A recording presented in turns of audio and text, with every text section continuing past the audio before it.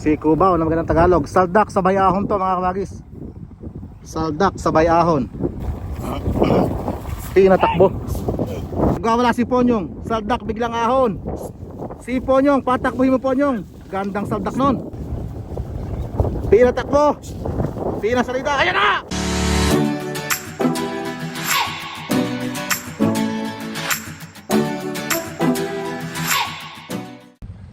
Ayan mga kabagis, magandang araw po sa ating lahat. Magandang buhay po mga kabagis.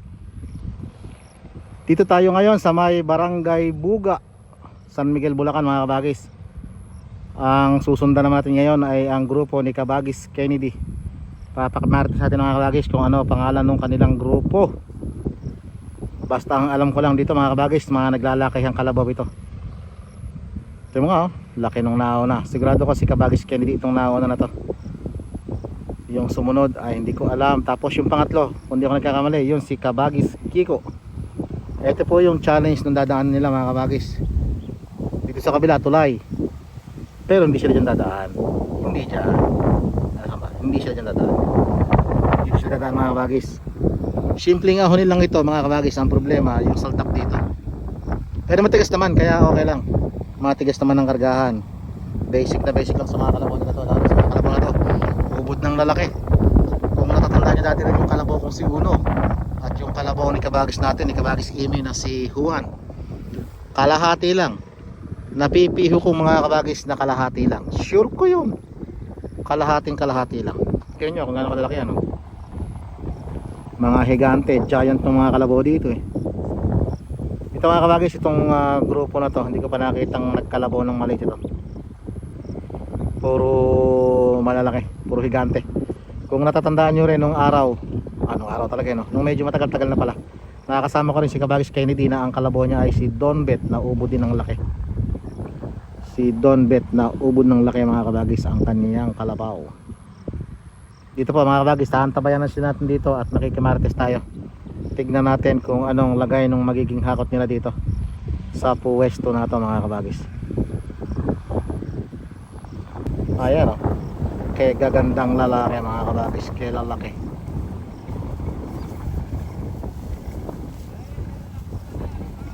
Oh, si Tagalog daw, pahinga muna ng konti si Tagalog. Mga kabagis, ang mauna ay si Cubao na magandang Tagalog mga kabagis. Si Cubao na magandang Tagalog. Saldak sa Bayahon to mga kabagis. Saldak sa Bayahon.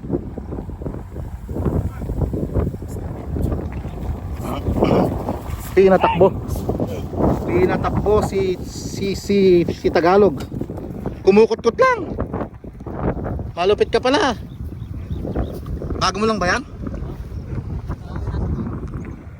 Si ano nga ulit pangalan, nakalimutan ko.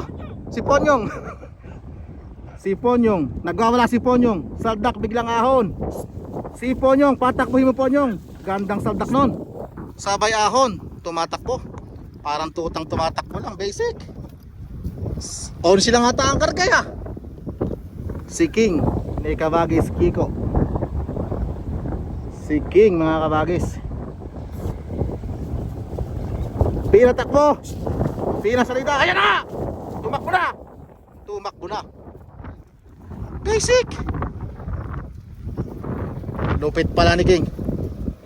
Parehas na si ano mo? Si Pitoy. Nakapok. Ganon? Sayang ano? Mga kabagis, oh, nakita nyo naman yung inahunan nila na yun. Oh. Yun. Ubod ng taas noon mga kabagis. Ang pagkaka-elevate niya mula doon sa may hukay, sa may saldak, mga more or less 8 to 10 feet yun, hindi ako nagkakamali. Yung pagkaka-elevate niya ha, ang kainaman matigas. Ang problema lang may saldak. Ayun, malikot. Paano ba itong Kabagis, kung natatandaan nyo si Kabagis Kiko doon sa may team ni Oscar Caballo, team ni Kabagis Tennis. Dito na siya pinagpatantanda na ngayon kasi nandito yung kalabaw niya. Kaya dito na siya sumasama ngayon.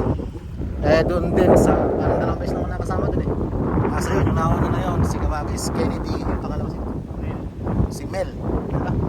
Onel, si Kabagis Onel. Ayan, lapit natin, pang nakita natin. Yan. First time ko lang nakasama tong nasa si Kabagis. Ito. Ito na kinapatpat dalawa. Puro mga nakasama ko na pala to. Kasi sama-sama rin kami dito. Ah. Kaya lang nagkasabay doon.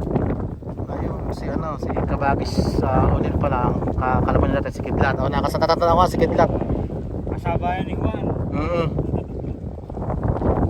Ang kalaban niya na ngayon ay si Ponyong. Ponyong. Si Ponyong. Dito kayo naman din ano.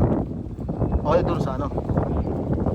Mga Kabagis. Shoutout daw po sa mga kasama natin dyan sa aking kabayo. Ang grupo ni Kabagis. Dennis, mga Kabagis.